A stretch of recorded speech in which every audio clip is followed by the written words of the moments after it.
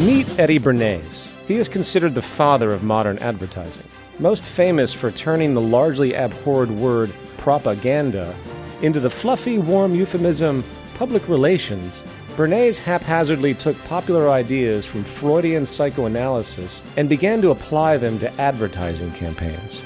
The idea was simple: link and exploit the very primitive social urges common to most humans, such as sexuality and status, to a product. Seems so much longer than last year. It is. Nearly 4 inches longer in some models. Oh. Goods were to become less relevant in their utility and more of a symbol representing one's identity or individualism, effectively turning mere wants into emotional needs. Bernays was a response to a growing call by industrial leaders to reprogram society and create a new consumer culture. Charles Kettering, director of General Motors in 1929, wrote of the need to keep the consumer dissatisfied.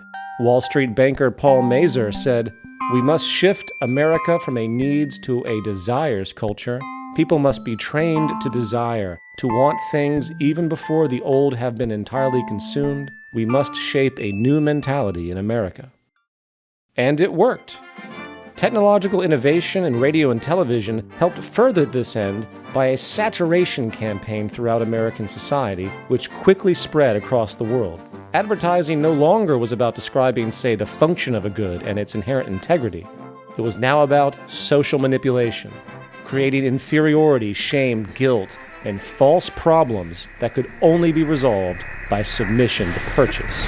Over an 80-year lifespan, we watch 15 and a half years of television on average. 15 and a half years of having our brains liquefied and sodomized, zombified, and then glorifying products and nonsense. And that screws with us, because advertisements are assholes.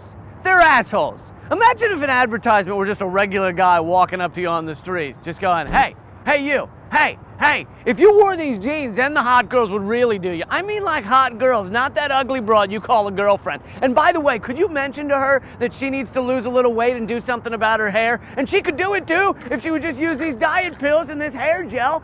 And by the way, both of you guys should probably be smoking these cigarettes and drinking this beer. Then you'd be really cool. Although your teeth are looking a little yellow, but we can fix that if you would just use this tooth whitening shit. And then the hot girls would really do you. And by the way, are you happy with your penis size? If you are, that's cool. A lot of guys are happy with fun size. Is that what you call that? Fun size? A lot of girls like that. I mean, I haven't met any, but I bet there are some. But if you change your mind, all you'd have to do is take a couple of these babies, and soon you would have to call up guys to help you carry your junk around like a train on a wedding dress. But how are you gonna call your junk carriers with that crappy phone you got there? You should be using this phone with the swipey bullshit technology that makes other people feel like they're better than you just by owning this phone. And they are better than you.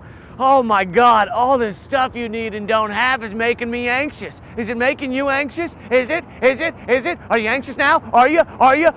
Well, then all you'd have to do is take a couple of these, and in 2 weeks' time, you would feel better than anything. Plus, bonus side effect, these pills also make your ass hair shiny and more manageable with extra bounce.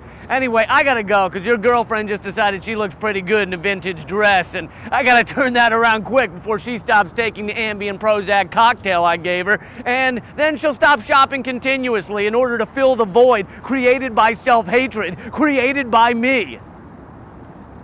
Would you hang out with that guy?